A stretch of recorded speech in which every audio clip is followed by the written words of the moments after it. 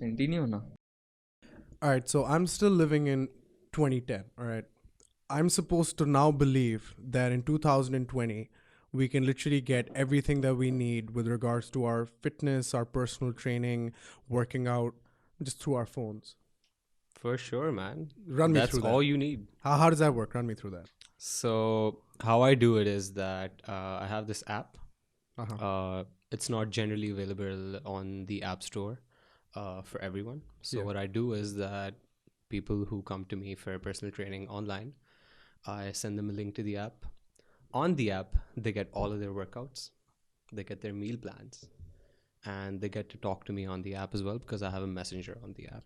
And that's how I stay in contact with them. So people literally in the comfort of their homes work out, lose weight, talk to you as an instructor, and it's not like automated responses. You're actually keeping up with these clients and everything as they're making their progress.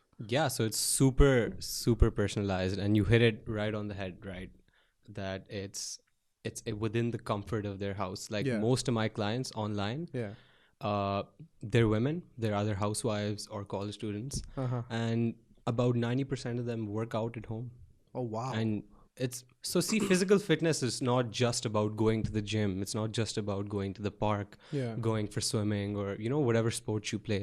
You can have a very fit lifestyle. You can be a very fit person, and you can work out at home. And are these clients, your online clients specifically, making like progress that you want to brag about, so to speak? Like, are they making good progress? And like, talk to me about the relationship that you have with these clients. So a lot of my clients online, I have very good relationships with them, and it's like, so few of them I don't even consider my clients anymore because they've been training with me for so long now, for so many months now, that I just call them my friends.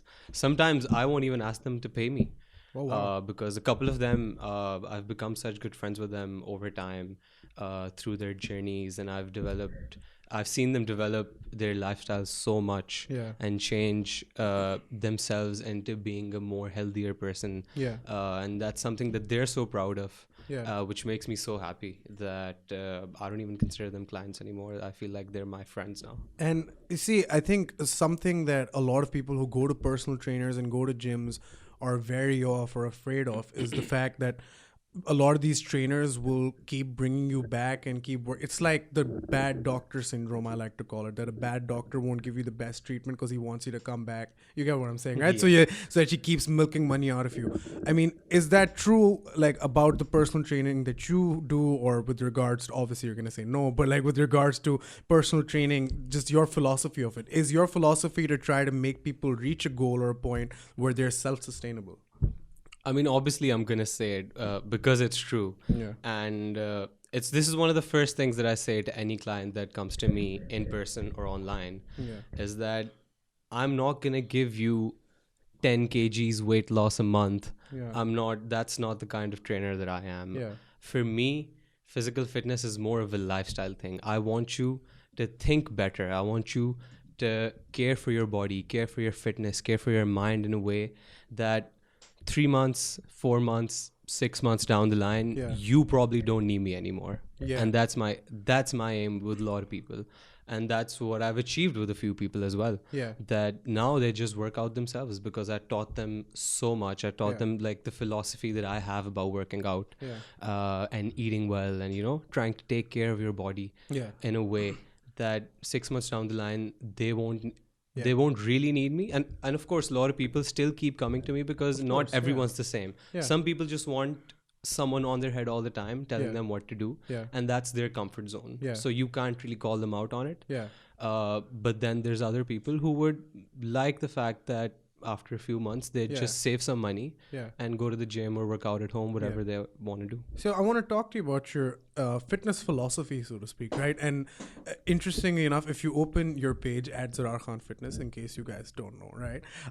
Is at Zarrar, like, this is the weirdest thing, right? I mean, we've been friends for a very long time. I know you very personally.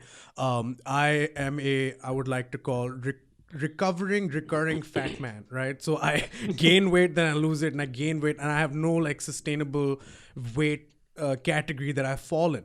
But my misconception always is that I should just stop eating the shit that I'm eating and actually, get the, the apple juice diet or the keto, whatever the hell. And when I open your page, it's all like you're eating pizzas and, you're telling people to not go so hard on themselves about, this is not stuff I normally hear from people who are categorized as fitness trainers, right? So what's your philosophy, especially around the diet area first, right? How do you exactly approach that, and what's your mindset behind that? So, what I like to say a lot of people to a lot of people is something I heard within a documentary that I watched.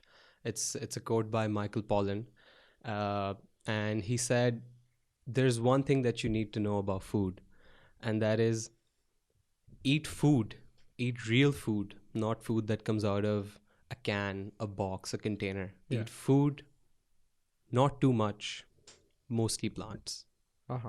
And that's something that really resonated with me because I'm someone who started out within fitness, being told to have a lot of chicken, have a lot of meat, eggs, rice. And that's basically the bro diet, that everyone tells you about. A lot of trainers will tell you about कि यार आपने रात को milkshake पीना है रोज. This is 3 kilo keema.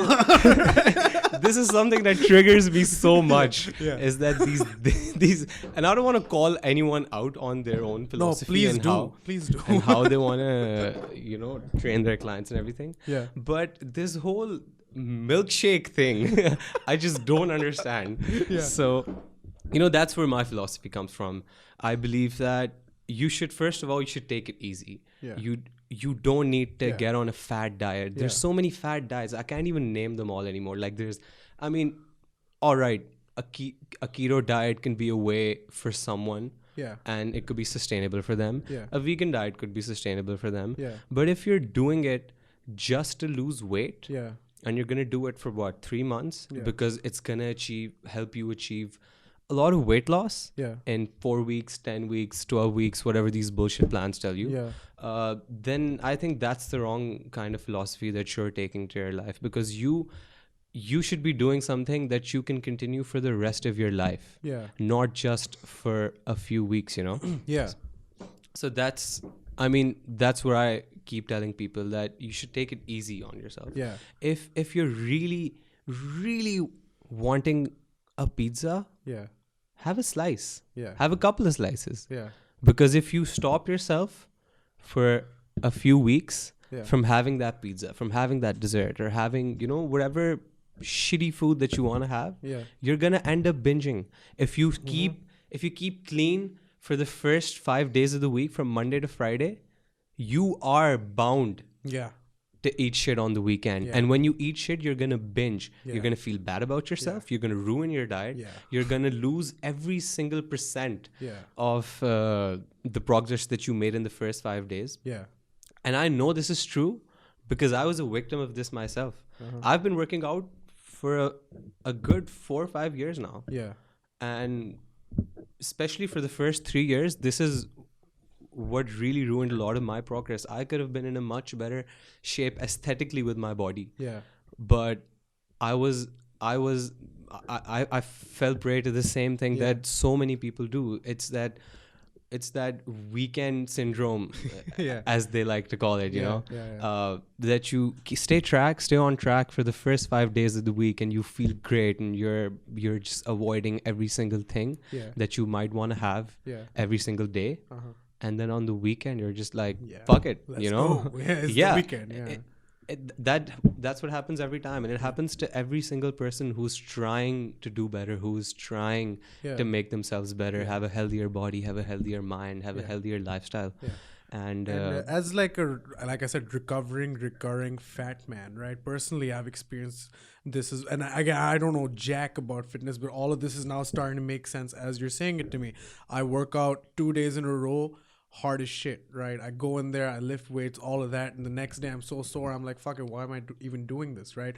I'll stay off the KFC, and we know how much I love the KFC, and I'll stay off the KFC for like, I say it like it's a drug. I'll stay off the KFC, man. Yeah, like I'll stay off of it for 3-4 days, and then like the 5th day I'll just be like, man, fuck this. You know what I mean? I'll just go all out.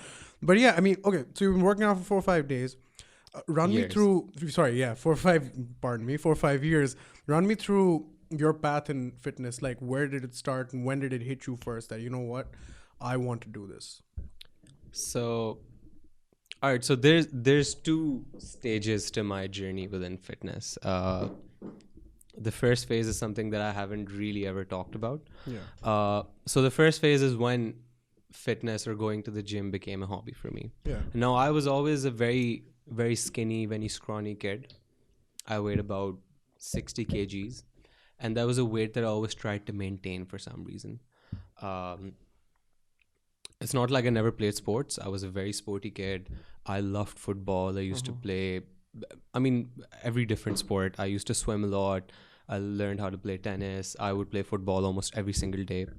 So I was a sporty kid, but I wasn't someone who was very aesthetically built.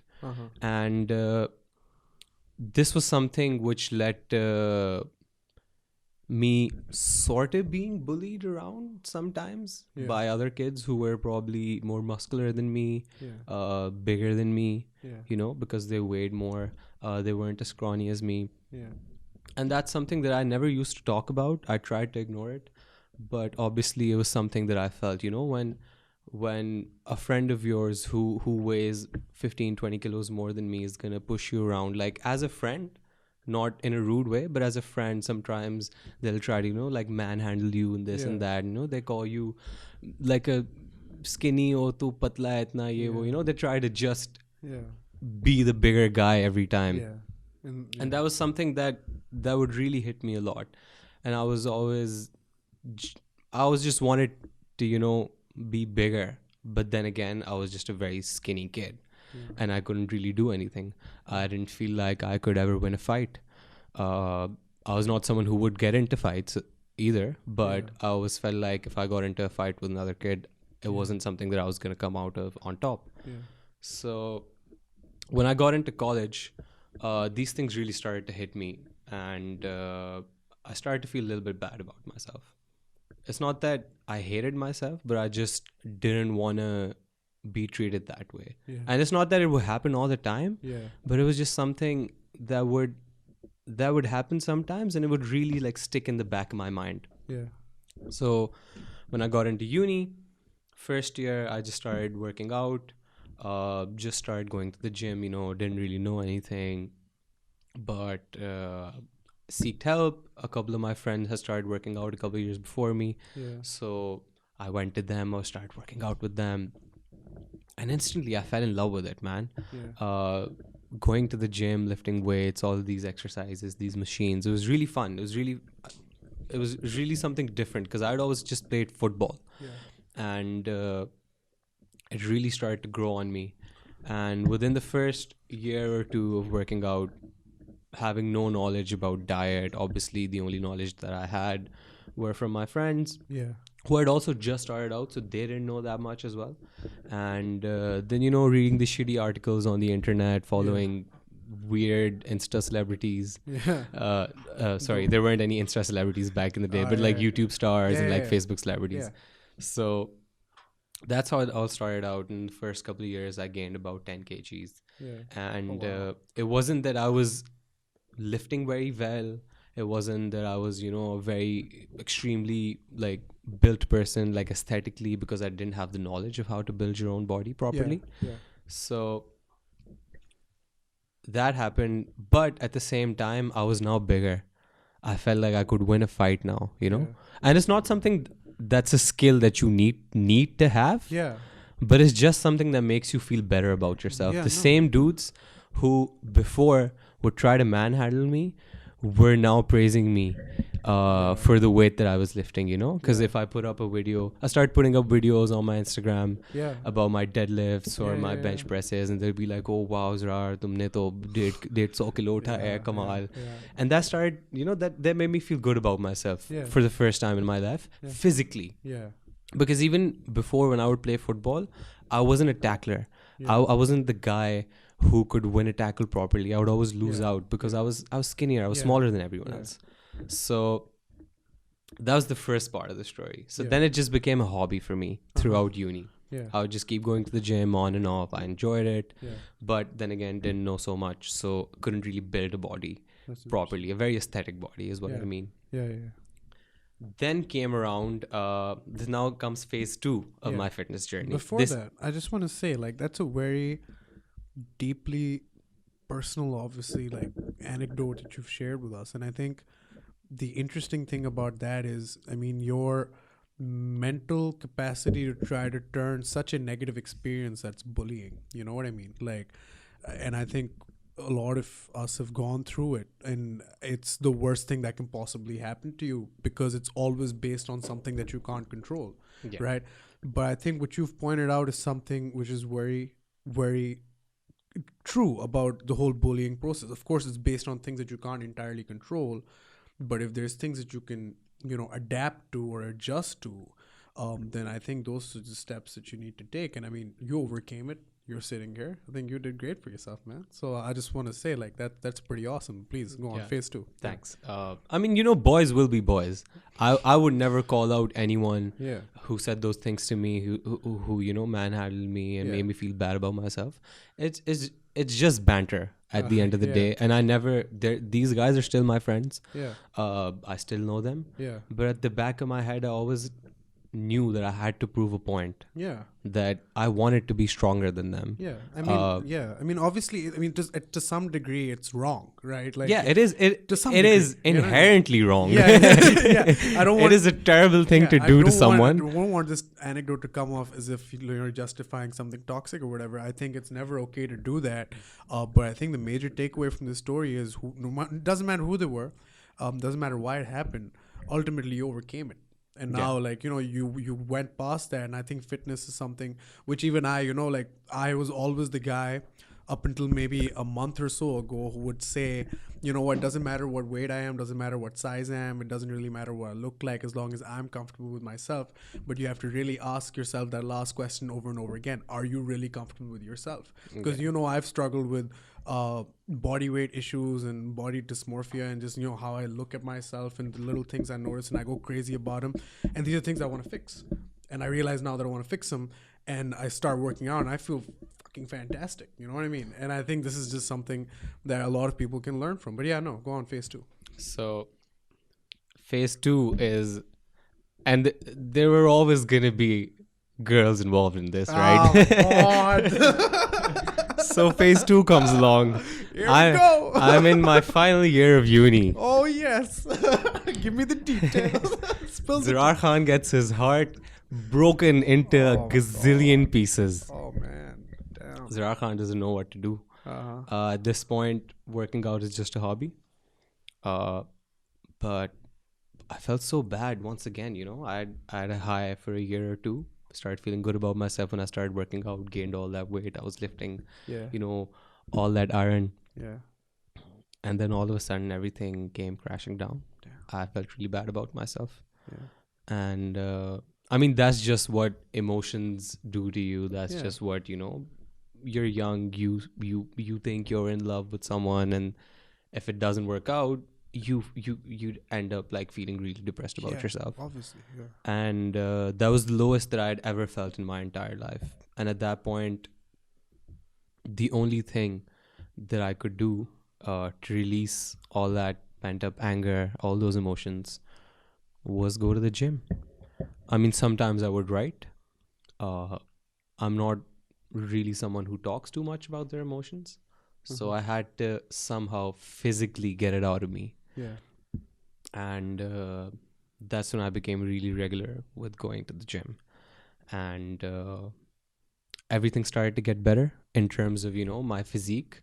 So that, I mean, I'd thank the girl if I could, but I'm not gonna. You have a message for her if she's watching? Wait, I'll do it. Fuck you. You're welcome. No, but I think people really tend to underplay this kind of thing, and I think this is like a story written as far as humankind can remember, which is heartbreak leads to some kind of artistic or some kind of something happening in somebody's life which is life changing. And I think as opposed to just treating it as a story of, like, oh, it was a bad breakup, get over it. Like, this shit really, really messes with you, and it changes you in one way or the other, better or worse. And I think in situations where somebody's broken your heart, speaking from experience, like, it's really up to you whether As the you. one who broke someone's heart? No, as the one who's had his heart broken many times as well, I can personally say that there's one of two paths that you can take, and I've taken both, right? You can either really move towards self-improvement, and that is, like making yourself better and trying to do things and making things about your life just inherently better for yourself and everyone around you, or you can fall into such a toxic trap of self-deprecation, hatred, toxic justifications of things that shouldn't be justified. It's like, no, I'm fine like this. You know what I mean? Everything's okay. And I think, again, the fact that you are now making a living just based off of bullying and heartbreak, my dude, that's an amazing story. I hope you know that. There's a saying, and it goes like, breakups make bodybuilders. And that couldn't, and I'm not a bodybuilder, but that couldn't be like more true. Yeah, damn, dude. Like that's. But working out, right? So, and like, I've noticed a lot of physical activity, especially something like working out, or even like, jiu-jitsu, which I've done a little bit of, or boxing or whatever. Like, anything which requires a bit of physical movement can be, if not a team-based activity, can at least be an activity in which you're surrounded by a lot of people. So you can have a lot of your friends at the gym. You can have all of your training partners in jiu-jitsu. You can have a lot of, and even in football, you have your team and whatever. But how much for you is working out an isolating experience? Like, because you talked about dealing with your emotions and your, and you wouldn't talk about them too much, but you physically dealt with them. How much of that do you think comes from the fact that working out is just in itself something which is inward looking, but of course results are outwards, showing. Yeah. So do you agree with me when I say that, working out is essentially an isolating experience? Is some level of introversion needed when you're working out? So it depends on the kind of person you are. So there's a lot of people who tend to do better working out with a partner, just it's that sense of camaraderie. It's that sense of, having a friend at the gym. It's a social experience for them. That's how I started out. I learned in the first couple of years everything I knew I had learned from my friends. Shout out Salman and Danish. Shout out Salman Danish. But now I've become the kind of person who prefers working out alone, because until this day, physical exertion, exercise, going to the gym, any kind of physical exertion for me is a way to deal with my emotions. Whether I'm having a happy day, especially if I'm having a very terrible day, the only thing I look forward to is going to the gym, taking out my frustration on the weights. I used to be the kind of person, before I started working out, I'd punch walls when I was angry, when I was sad. My fists are still bruised from that. I still have scars. So, and that was not something that was a very, a positive thing that I did. Of course it hurt. It ruined my hand, it ruined my fists, and I could have gone injured really badly from that. And I feel like having an outlet to put all of that energy into really helped me not go on a dark path, or not do other things, not turn to drugs, not turn to, any other thing that could have not ended positively. But instead, what I'm now doing is living my best life. I do what I love. I'm not a corporate slave. I work for myself. I change lives every single day. I help people, make their lives much better than they were before, and I make them feel good about themselves. So I feel like all of these things that I learned going to the gym or playing sports or having physical exertion in my life have really, really shaped my life into a much better version of what it was before. And I want to stress on a point here, like, that I think maybe even you would miss out on sometimes, which is that you're not just somebody who works out. You're not just a fitness guy. You know what I mean? In the sense that you don't just, like, I wouldn't have you here if you were just somebody who goes to the gym, works out, and that's it. You've put yourself out there. You know what I mean? You are now officially reaching out to so many people in so many different capacities.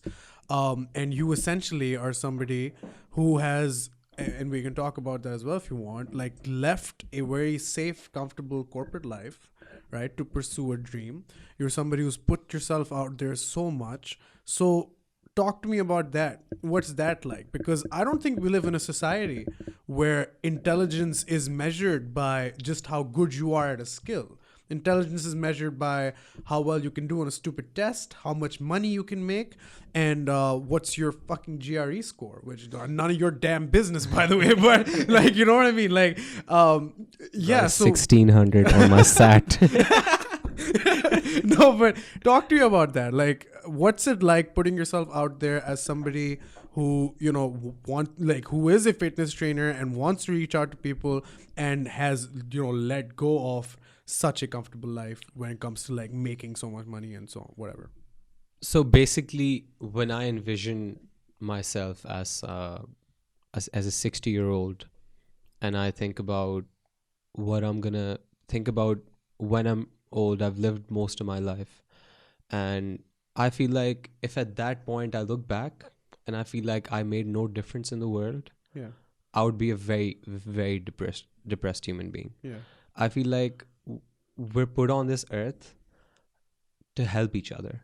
Yeah. And if I'm just working for a company which sells whatever product, be it colas, snacks, you know, whatever it may be, Yeah. clothes, Fucking and TikTok.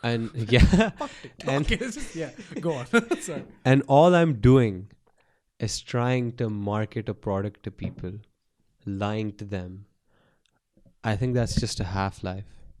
And that's what I felt when I was in the corporate sector. You know, I was working in marketing for a year and a half after graduating. So I was into fitness, and I was really into theater. So I've always been into many different things. I've had a lot of hobbies, Yeah. and up until my O levels, I wasn't really good at studying. Yeah. But since after that, my A levels, my level scores, my uni scores were always great, because that was just something that I felt like my dad Yeah. would be very proud of. Yeah. And for him, I always worked very hard, and I got a good GPA. I had scholarships in uni and all that. Yeah. So I got a good job after I graduated. Everyone was happy. I was making a lot of money. It was a good job in terms of my timings. The work was great, you know. And at the same time, waking up at 9 a.m. every day, I wanted to kill myself, Ah. because I felt like there was no purpose. Yeah. Going to an office, sitting there for 8 hours a day, 9 to 5, mundane. There's you sit on a desk every single day. All you do is try to sell someone else's product and make them money, Yeah. and Yeah. you sell your soul for it. Yeah. Fuck yeah. And I've never hated myself more for doing something. Yeah. And I know that's how the world works, Yeah. and I know that some people are very okay with it. Yeah. But at the back of my mind, I always had something that was calling out to me. Yeah. I always knew throughout that a year and a half, I knew I had a passion for something. I knew that my life should not just be based around a 9 to 5 job selling milk to someone, not someone, the entire nation, you know. Yeah. Yeah. But that's just something that kept nagging me. Yeah. And that so if you can't wake up happy Yeah. and wanting to do something, Yeah. I think you should just quit whatever you're doing at that point. Agreed. 100%. Yeah. And that's what made me quit this year, back in August. Damn. And you know, like people say that if you don't look forward to your Mondays, just quit your job. You know, and I look forward to every day, man. Yeah, and I think this is a big lie. At least this is personally what I think. You know, I could completely be incorrect about this. I could be completely right. I don't know. But I am of the opinion, right, that we have been lied to our entire lives in saying that you need to work for a firm, you need to work for a big business, that you need to work in some kind of an institution where you get a fixed pay and all of that. I mean, of course, a lot of people want to do that, so they should. A lot of people see themselves working in places like maybe, I don't know, the UN or whatever the fuck. You know what I mean? Like people It gives some people a sense of accomplishment. Yeah. And that's okay. and that's that's good. You know, because if that's what you want to do, if you want to go out and market things to people, do that. But I think it's a lie that all of us have to do this kind of a thing. Definitely. I think that we can all do our own things and make our own products, and you know, some kind of a new age barter economy. I know the economics of this does not add up, which is sad because I'm an economics major, right? But I still think that it's a lie that we've been told that we can't just go out, pursue our own ventures and make a comfortable enough living. And I think it takes, and we've had guests on the podcast with, you know, similar notions and ideas, and I think all of you are completely correct in saying that the self entrepreneurial spirit is very, very important, not just for you but for everybody watching. It's important for the fucking economy. Just, you know what I mean? People who do this kind of thing need to be supported, and I think that's very important. But I mean, you quit your job, and that must take a lot, you know, like to just make that decision and say that, you know, this is what I want to do full time.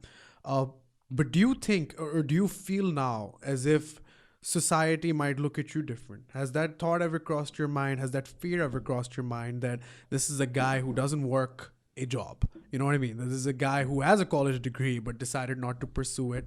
And if you do think society, and whatever you want to, you know, quantify or, you know, specify society, if you do think society looks at you differently, what do you say to them? 100%, man. Like, so that was one of the biggest things that was in my head when I was contemplating, you know, leaving my job and pursuing this full time. Yeah. Because even when I was working for that year and a half, I was doing this thing on the side. I never quit. I had 12-hour work days, man. I would be there 9 to 5, leave, come home, change, go have my own workout, train my clients, come back. And I would come back home at what, 8, 9? I'd wake up at 8:15 in the morning, and then I'd come back home at 8 or 9 p.m. So I put a lot of heart in that, and there was always that thing in the back of my head, ke log kya kahenge, you know? And that's one of the biggest things that stops people from doing a lot of things. Yeah. And it's especially in terms of my own parents, and it's not their fault. This is just how they've been wired. Yeah. This is just the lie that they've been told. Yeah. And I'm so glad that I've been fortunate enough to have parents who are supportive Yeah. of what I do now. Yeah. You know, they saw their son who wasn't very good at studies for the first, 17 years of his life, Yeah. to then suddenly change and Yeah. be a straight A student Yeah. in his A levels, in his uni, get a great job, be earning good money. You know, right out of uni, I stopped taking any sort of cash from my dad. I started buying everything for myself, whether it be, you know, electronics, clothes, whatever. I started supporting myself entirely. Yeah. And for that kid to just one day come up and say, I don't want to do this anymore. Yeah. I feel depressed doing this, and this isn't the life for me. Yeah. And I'm going to do something completely different than what society thinks is normal, Yeah. or what society thinks is acceptable. Yeah. And for them, it's a lot to take as well, because they've lived 60 years of their life now. Yeah. And they've seen a certain pattern. Yeah, and their peers also, their friends, their family, that they have the same mindset. Yeah. And then explaining that their son now is doing something else, Yeah. to very judgmental people, Yeah. must be a lot for them. And that was one of the things that I thought about a lot before I gave up the corporate life. Yeah. But I've been very blessed to have parents who are very supportive now of what I do. You know, I mean, I've started modeling a bit now. Yeah. I do my own. I do my own fitness thing. And they're very supportive of that, and they ask me questions about my clients. They're very interested in what I do. Yeah. They're super happy for me. Yeah. They love seeing pictures of me up on billboards. They love seeing me in stores, sure, dude. Yeah, that must be crazy. when they go to the mall. Yeah. And that's something that I never thought would happen. Yeah. I never thought they'd be truly happy to see me doing what I love. Yeah. But I feel like I really had to work for that, because what my dad said when I graduated was that, I know you're not the kind of guy who's going to work for an organization all your life. I can see it in you. Yeah. But he said कि तुमने वो रगड़ा खाना है एक दफा. That's what I want you to do. And Yeah. if you can do that and come out of it and prove to me that you know you've learned all the necessary skills, Yeah. and I feel like that did do me a lot of good. Yeah, obviously. That year and a half in the corporate life, Yeah. it really helped shape me up to do things that I want to do now, you know, start up my own business, start up my own studio and everything. And now he's very supportive of that. But so I had to work for it. Yeah. I feel like a lot of people will always just want something Immediately. immediately. But you do need to realize that when you have a dream that is not very normal for society, you gotta grind for it. Your path is harder, and you really have to grind it out. Yeah.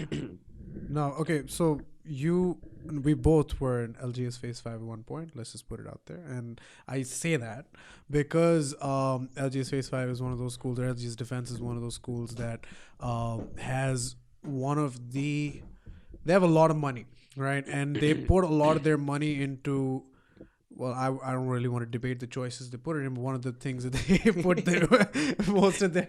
Hey, man, I don't give a shit. Right? I'm done with those motherfuckers. No, honestly, like if there was... Anyway, nah, screw that. One of the things... I love that school, though. Bro, that's a different discussion. I mean, yeah. For the most part. It's a great school. Full stop. Like, the school's great. Everything beyond that... I mean, they tortured you debate kids. Dude... Dramatic society was more pampered. Yeah. So the word torture, by the way, is very apropos. I will say that it's the absolute right word to use. But yeah, one of the things they put a lot of money in is dramatics, and the reason they put it in there so they have big audiences, a massive stage. It's a big fucking deal. Every year, people from all kinds of schools want to come to the LGS Defense play. I was junior of yours by I think 2 years, right? Yeah. And I always wanted to get into security or whatever. Well, at one point they were just like, "Yo, you're doing security," and I'd be like, "Okay, thank you, administrator." But yeah, so you've done a lot of dramatics, and I say that with the pretext that it's a big scale, it's a big audience, it's a big deal, there's a big director, lights, camera, action, go. You know what I mean? And of course you guys have to go through the rigor of, you know, rehearsing for months and months, and I've seen that as well. And you guys put the final performance on. That's a lot of, you know, and you were the guy who would more or less get, I think both times I've seen you got the lead role. Yeah. You know what I mean? You were the lead in two of the biggest plays that I think LGS Defense has ever put on, and in my one of them was probably the best as well that I've seen.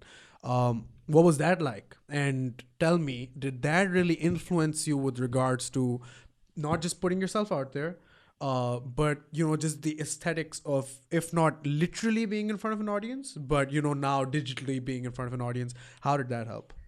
So, at one point in my life, theater was the one thing that I wanted to do. So back in A levels, when it finally came time to apply to colleges, the first thought in my head was, I need to apply to a US college that has a good theater program. And that's how I imagined my life to be from that point onwards. Yeah. But obviously that didn't happen, and I ended up going into marketing. Big change. Yeah, that's a 180. Yeah. But performing in front of 500-600 people, being on stage for a good 2 hours, acting, dancing, singing at the same time, holy shit, that really prepared me. I think that actually did prepare me to be comfortable in my own skin, and to want to put myself out there, because I was always one of those kids who wanted to be on stage and do something. I remember I was in grade 3 back in Multan when my dad was in the army. And I remember in that school, every day, one class had to come up and have the morning assembly presentation. And the kids from that class would come and sing the national anthem. Yeah. And I remember in grade 3 when it was art class's turn, I was like, "Ma'am, maine national anthem gana hai." You were that kid. I was that like, kid too. I want to be on stage, man. I want that fame. So I've always been someone who thrives. Yeah. Like when he has a lot of attention. I always seek attention. I love when you know the camera's on me, when everyone's eyes are on me, Yeah. and I make sure that whatever I'm doing at that point Yeah. gets me some praise for it. That's just something that I crave a lot Yeah. in my life. The applause. Yeah. Yeah. So that's why I got into dramatics. Yeah. And that's why I feel like I am now at that point where I'm very comfortable putting myself out there on Instagram. Yeah. You know, putting up a shirtless picture of yourself Good luck with that is shit, dude. I don't know is what not that an feels easy like. Yeah. decision to make, especially for someone who looks at his body very, very carefully. That's And I your know, body of work, literally. yeah, Yeah. and especially in my field where sorry, where your body defines how famous you can get, how much work you can get, what people think of you as a professional, Yeah. and how much attention you can get online. Yeah. So that was a hard thing for me to do, Yeah. because I saw a lot of people around me have their own fitness pages, put up pictures of them shirtless. My best friends till this day have a much better body than me. Yeah. So those were things that at the start would really stop me from, you know, putting myself out there, being comfortable in my skin. Yeah. But over time, it's that same dramatics thing where I was like, I'm a work in progress, you know? Yeah. So and dramatics, what we would do is that we would have like these mock performances. We would just get a bunch of our friends or another society and they would come watch us. Yeah. And we do the entire show. Yeah. So I just feel like right now I'm not at that place where I want to be, but that journey that I'm on, this is what I want to show people. This is why I'm always like, yo, have that slice of pizza, man. Yeah. Because I'm doing the same. Yeah. But over time, I've learned how to shape things up Yeah. on a daily basis Yeah. where my results don't get damaged that much. Yeah. And that's why I feel like now I'm comfortable, because I've learned a lot within the past few years, and now I can teach people. And that journey that I'm going on now is what I really want to share with people, because I know 5 years down the line, I'll look much better than I do today, Yeah. most probably. Yeah. But people who follow me from right now, they're going to know that this person wasn't the same. Yeah. This person didn't know as much, didn't look as good, didn't eat this way. He learned a lot. And at the same time, they're going to learn all those things with me, because I tend to share everything Yeah. on my social media now. Yeah.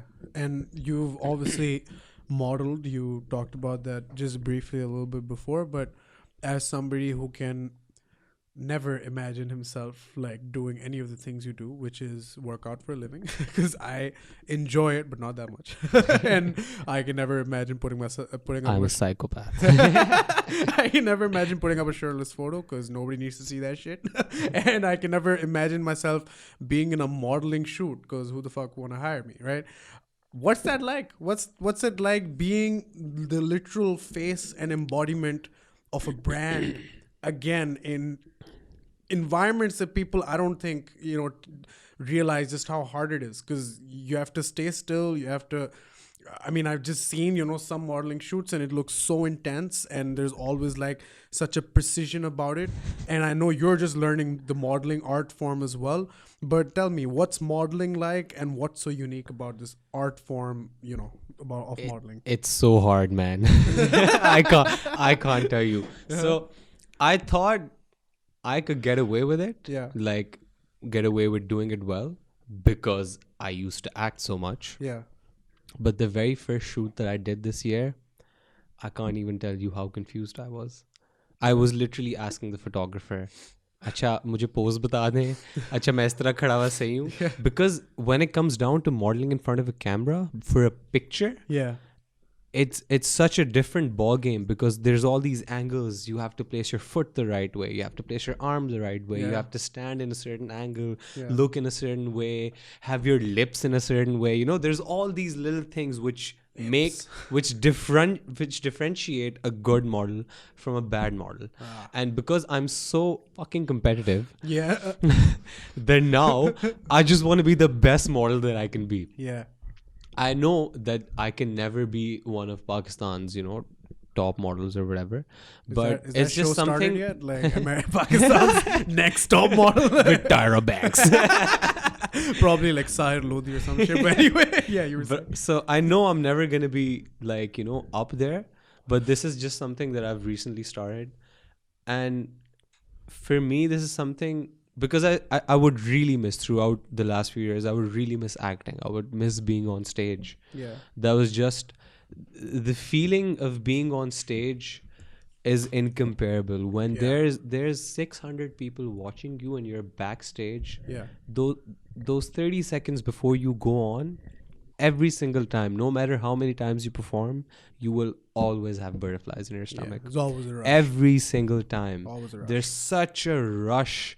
And as soon as you get on stage and you say your first word, bam, you're in the zone. Yeah, you're in the zone. And it's like a flow state. Yeah. You become the person you're acting.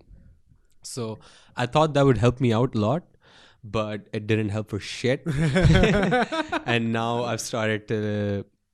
I'm getting into the groove of it. The first few shoots, I was very confused. Yeah. I would always ask the photographer, ask the stylist, ask the brand team for Yeah. what they wanted me to do. Yeah. But I feel like in the past couple of shoots, these campaigns that I've did, I'm much more comfortable now. I sort of know how to pose for things. Yeah.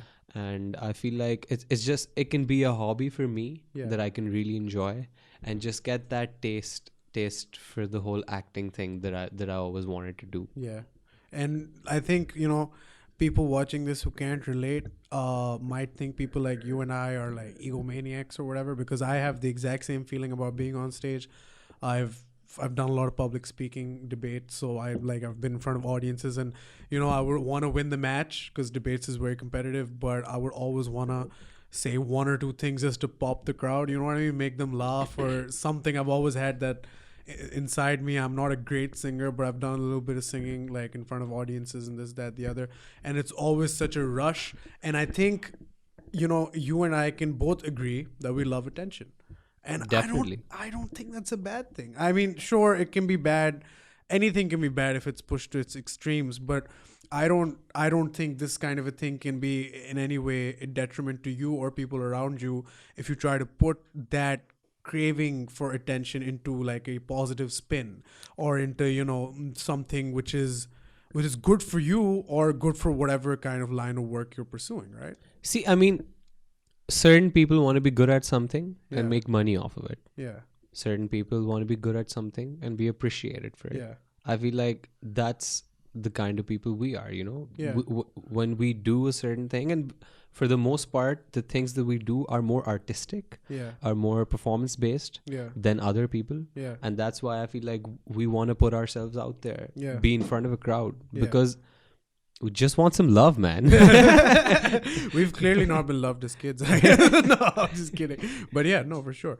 And another thing that, of course, I want to talk to you about, by the time this goes up, hopefully it's the 30th of December. We were supposed to upload an episode today, but it got glitched up just cause we started this thing like 4 or 5 months ago, and we're still learning the ropes about going through the glitches of recording a podcast and everything. But by the time this goes up, in any case, it'll be close to the 1st of Jan. And 2020, man. Fuck 2020. You know what the 1st of Jan means, homeboy? That means there's going to be a big crowd in the gym. You know what I mean? There's going to be a lot of people who don't know what the fuck they're doing. There's just going to be a lot of people who want to go work out because it's their New Year's resolution, and they're just going to want to, get into fitness. So I want to talk to you about certain things, myths, misconceptions, things to that likeness. No, you're good. Things to that likeness which people might not know or might think differently about when it comes to fitness.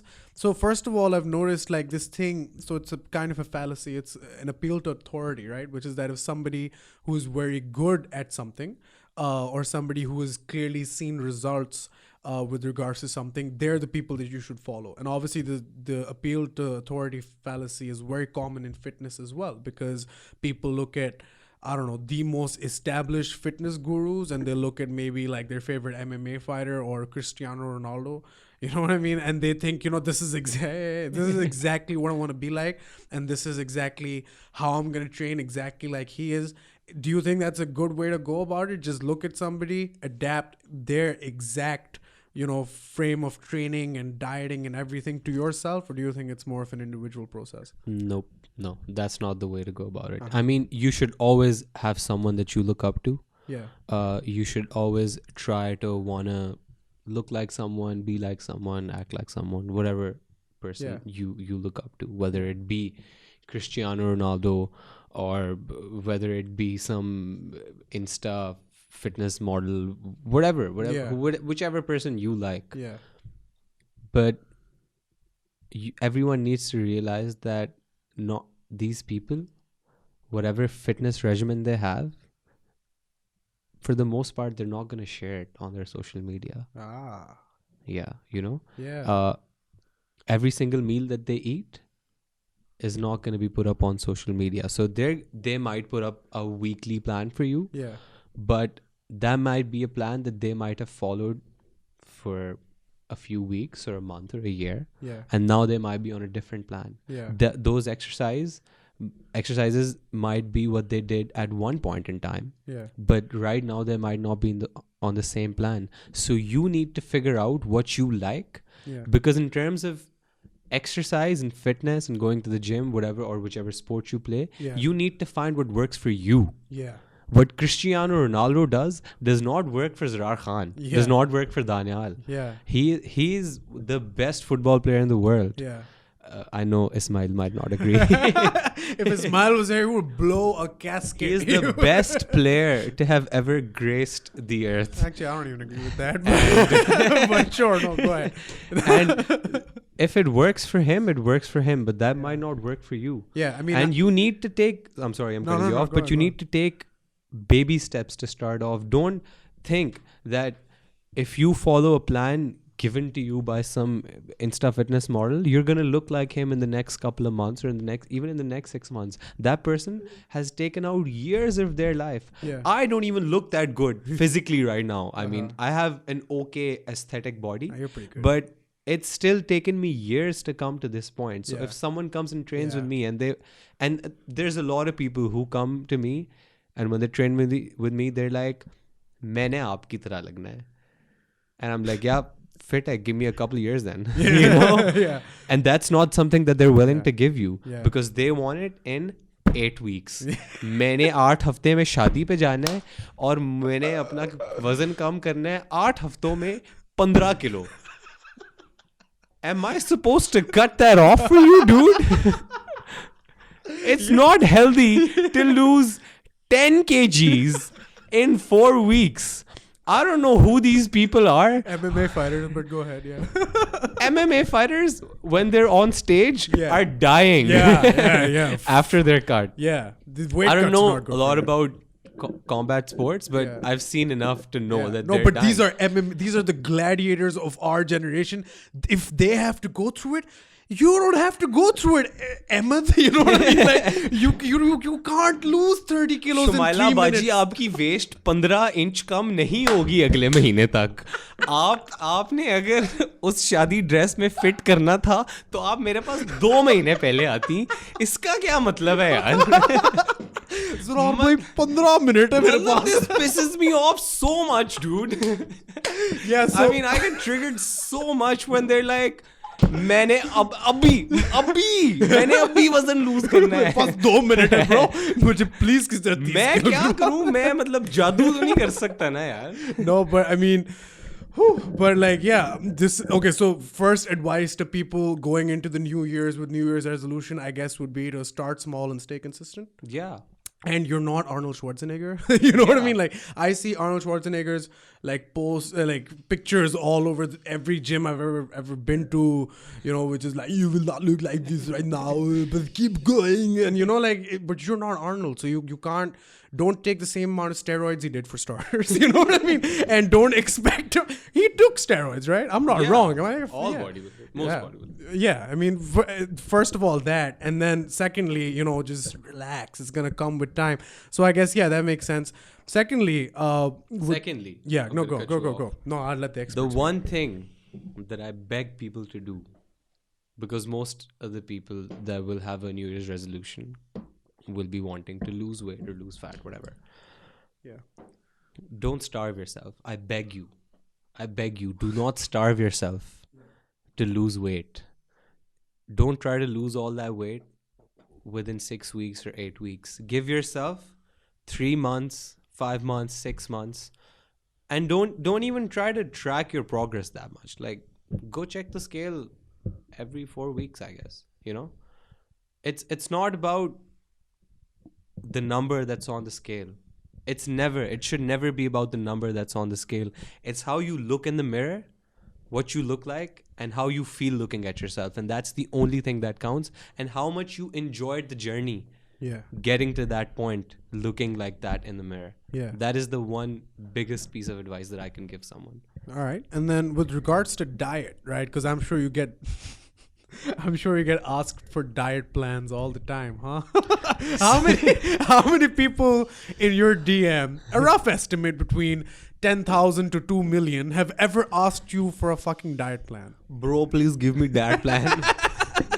Bro, you said a lot, and there's not just so there's like about 10 billion people who average And who on have average, asked me for a diet plan, yeah.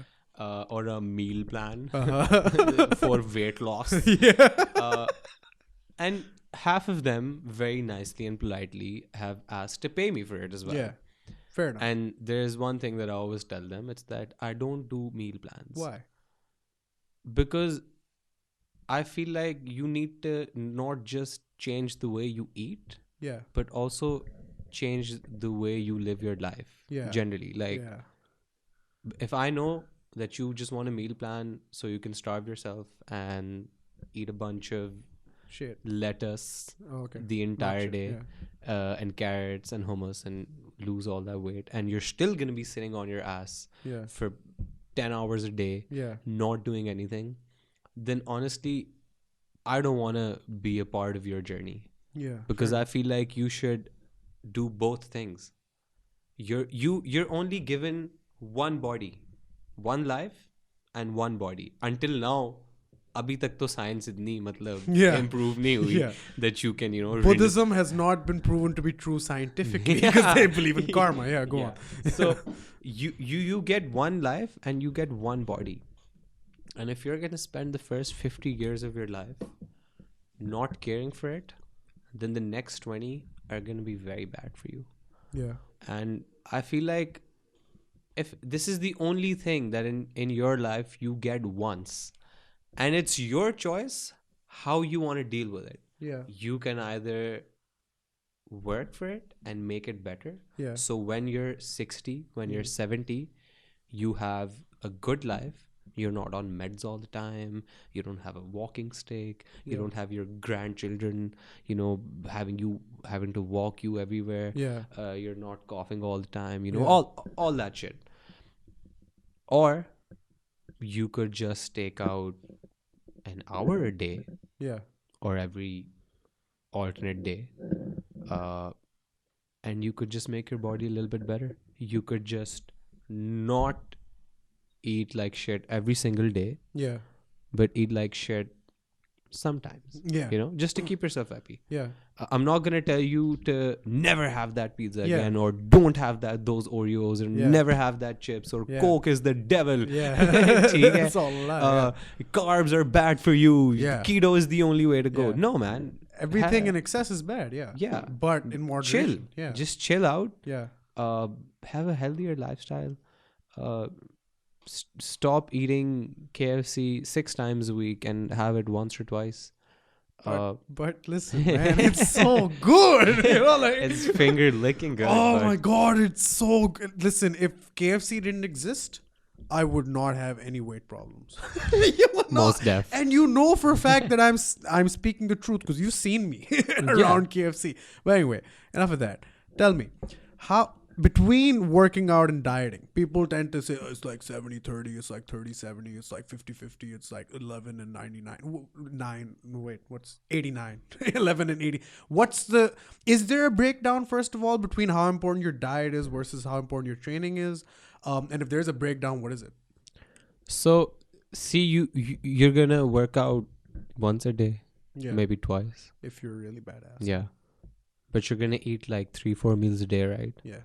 So I feel like food is very, very important. One, for how you look because of your aesthetics, because that's what they say, right? 70-30.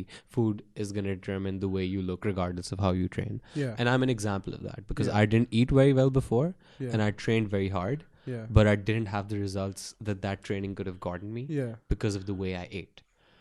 But at the end of the day, it's not just that it's a 70-30 split. Yeah. It's just that what you put inside of you will determine how good you feel on the inside. You are what you eat. Yeah. So regardless of how you're going to look on the outside, it's not even a great idea to just have chicken and rice, eggs and potatoes your entire life. Yeah. Because a lot of people who do that will be deficient in micronutrients. Yeah. Because see, what I said at the start of this podcast was eat food, not too much, mostly plants.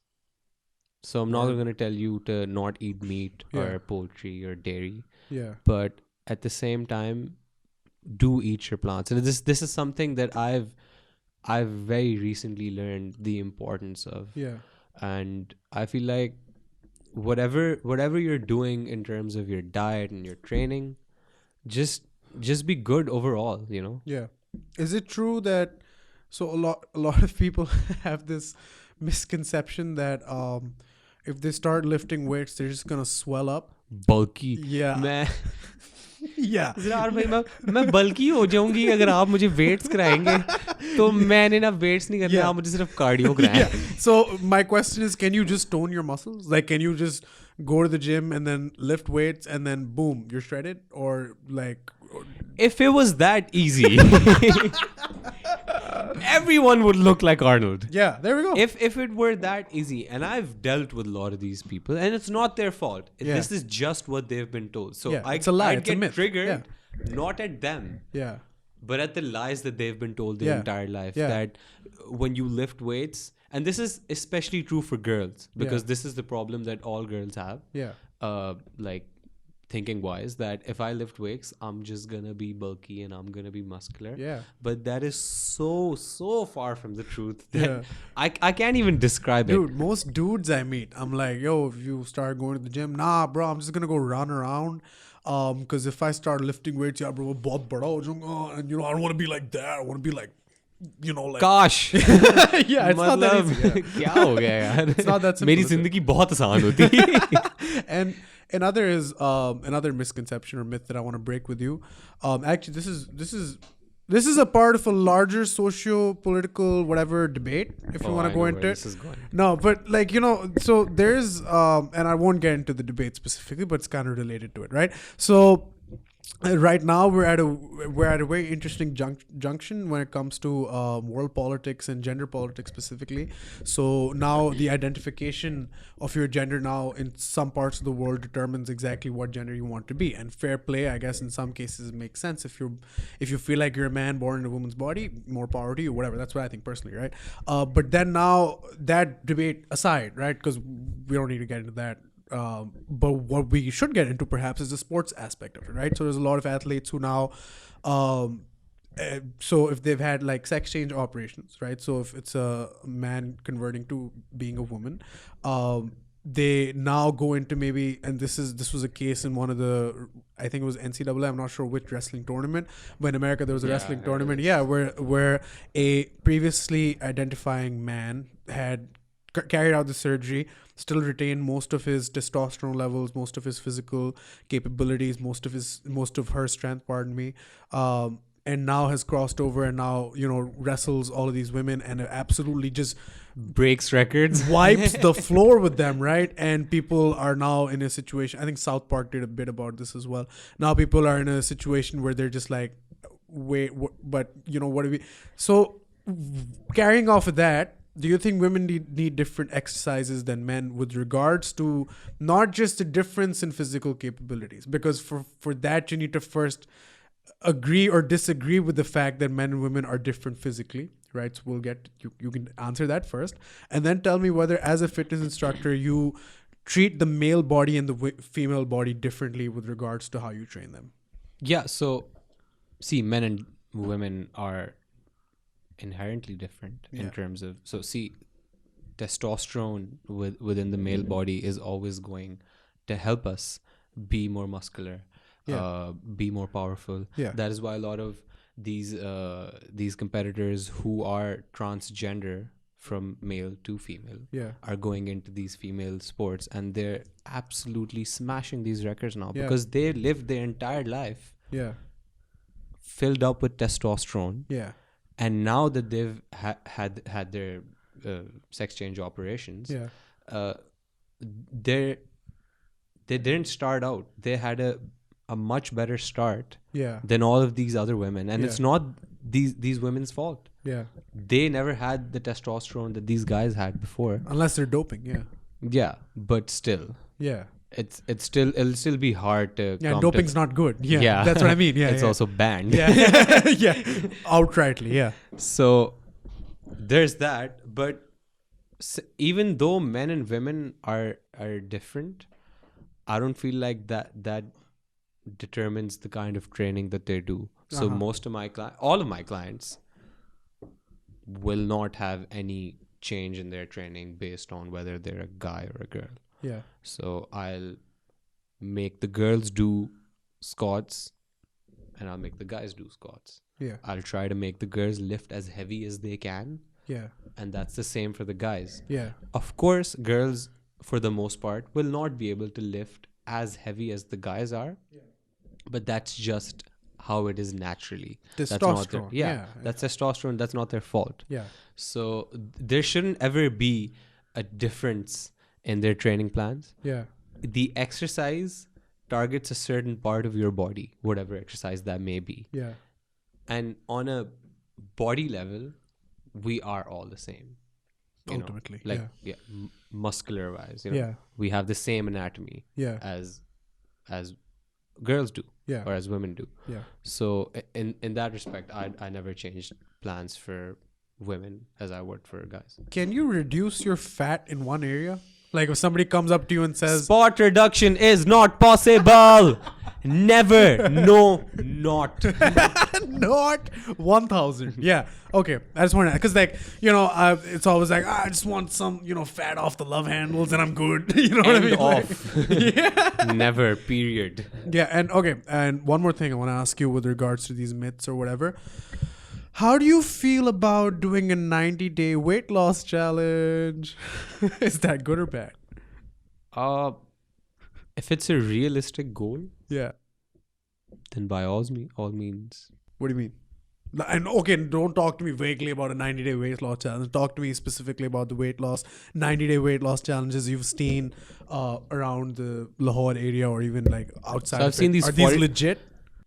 Yeah. So I mean, people who go to whatever 6-week challenge or 8-week challenge or 10-week challenge will get their results. Yeah, the instructors within these organizations are for the most part highly qualified. They're good people. Yeah. I know them. I've met them. Yeah. I've been them. Oh really? I used to work at AimFit and we had these 6-week challenges, but in those challenges, for the most part, what people would do is that they would come for those 6 weeks. Yeah. And they'd come for the next 6 weeks as well. And they would just keep doing it throughout the year. Yeah. So the 6-week thing for me is mostly just a way of just getting a date of getting payments, right? Yeah. So that for this 6 weeks, I'm going to have these many people. Yeah. And when those 6 weeks are ending, I'm going to put out another flyer for the next 6-week challenge. And that way, you have a systematic way of getting clients in a time period. But you shouldn't go into a 90-day challenge thinking you're going to come out like, the unrealistic expectation. No, it shouldn't be your aim to just work out for that's what I meant. For that 6-week challenge. Yeah, no, that's completely bogus. Yeah, okay, all right. And then you're gonna lose weight. Yeah. you're gonna transform yourself, because if it is a 6-week challenge, Yeah. then it's gonna be pretty intense. And, Yeah. and if they give you a diet plan, that's also gonna be pretty intense. All right. I might not agree with it completely, Yeah. but you know, that's their own thing, and Yeah. that's how they want to go about their business, then that's good for them. Would you qualify yourself as a gym bro? Put you on the spot there, didn't I? Kinda. Okay. And speaking of, like, you know, so when I say I need gym, me some protein, man.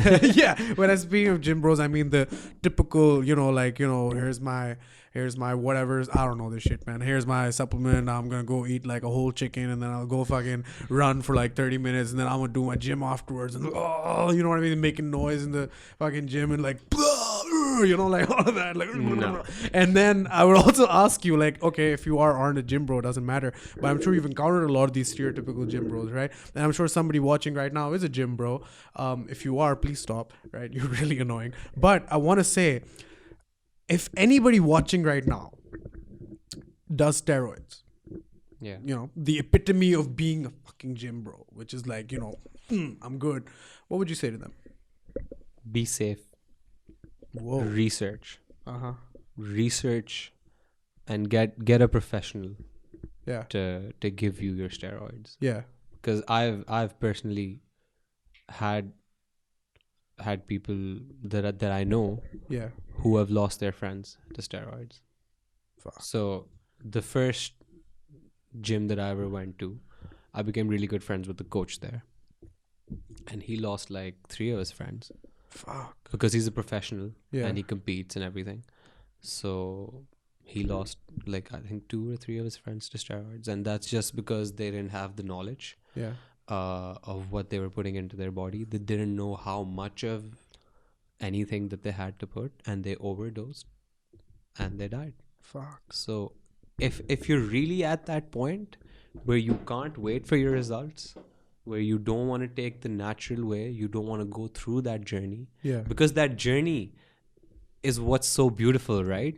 It takes years to build a body. You can do so many things very quickly in life. You can make money quickly. You can, you know, if you want a car, here, then you can have it the next day. Yeah. You can just spend cash on it. Yeah. But your body is one of those very few things Yeah. that takes a lot of hard work, sweat, blood, tears, you know, the works. Yeah. And it takes years to get there.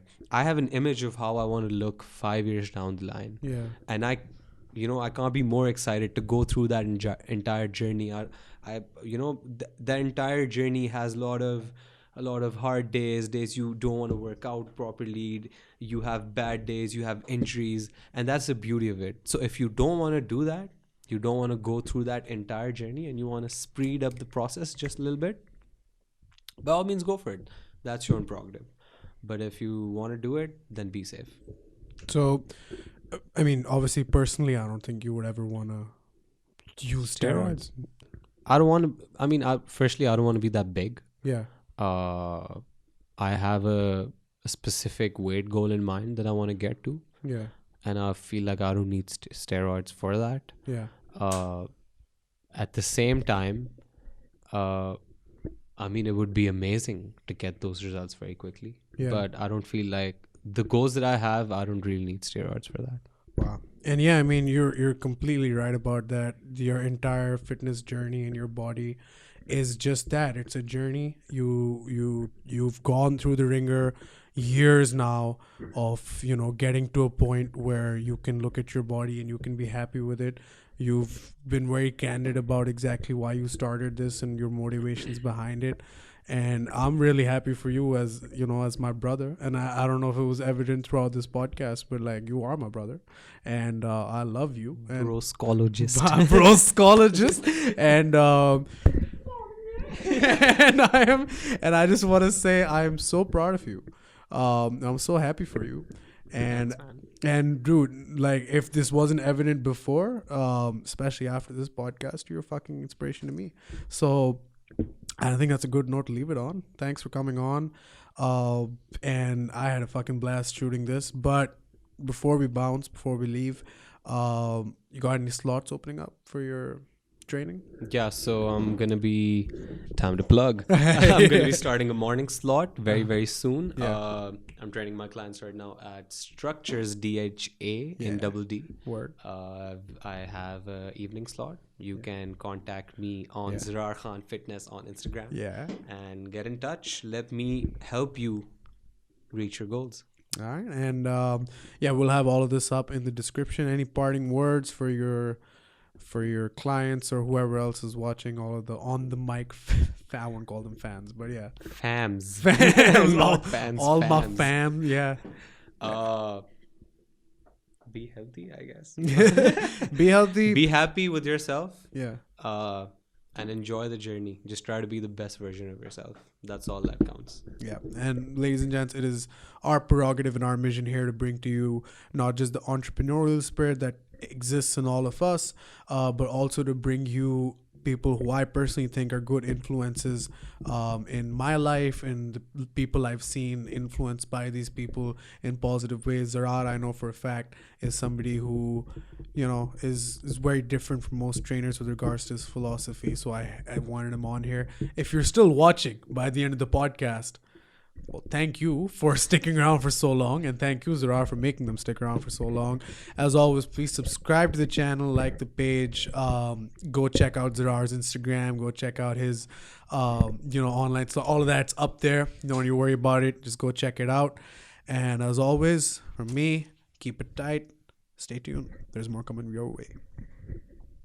Bro, check to kar.